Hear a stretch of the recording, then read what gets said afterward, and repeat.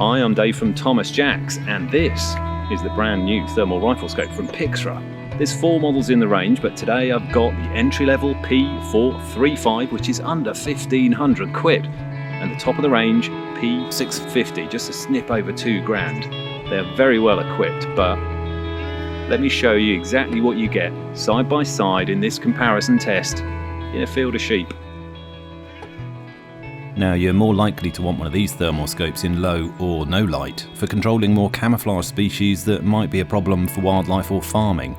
But for this demo, sheep scattered at different ranges will show you the thermal image quality, field of view, magnification and lots more besides, from 50 yards to over 200, so you'll see what each scope can do.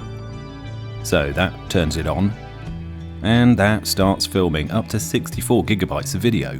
And here's the first test, sheep at 54 yards. The Pegasus P435 on the left has a 35mm f1 lens and 384 pixel sensor.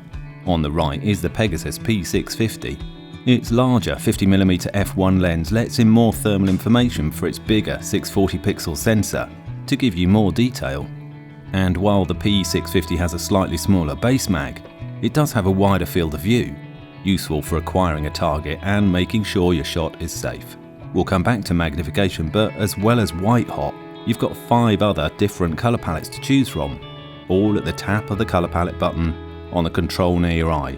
As you can see, different colours can help with identification, as well as being useful in different scenarios like reducing eye strain. No problem at all for something the size of a sheep at 50 yards. For something smaller, like a rabbit, squirrel, pigeon or rat, that's where digital zoom comes in handy, even at this range. You've 2 zoom options with a Pegasus. This picture-in-picture mode that magnifies the area around the reticle in steps up to 8 times the base mag. So the P435 can go from 3.19 times mag up to about 25 times. But more zoom means pixelation, and that can become noticeable at the top end for the P435. Whereas the P650 starts at 2.78 times and will mag up to 22 times. But lots more pixels in the sensor means that you zoom with less pixelation for more confident identification and targeting. So a bigger sensor can overcome that concern about switching to thermal. In the main menu, which is packed with useful features, you can turn off picture-in-picture zooming and go full screen, which better illustrates that more pixels really does help out when you digitally zoom. So that's how the P435 and the P650 perform at 50 yards. How about a bit further, like 207 yards? We'll check the focus, which is easy and, like all the controls on the Pegasus, can't be overheard. Testing the digital mag performance at this range, you can see the difference between the devices, which is even more apparent when you look through them. But in picture-in-picture mode preferred by a lot of professional users, that's pretty impressive from both devices.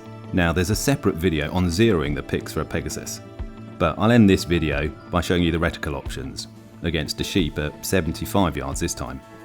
There's 10 to choose from, that you can have in white, red or green.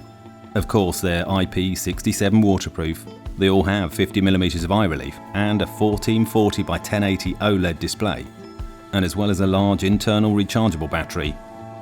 If you do run out, you can stick in a CR123 to keep you going for even longer. And honestly, I could keep going on what you get included with the Pixra Pegasus because these are brilliant, especially when you consider the bargain price tag.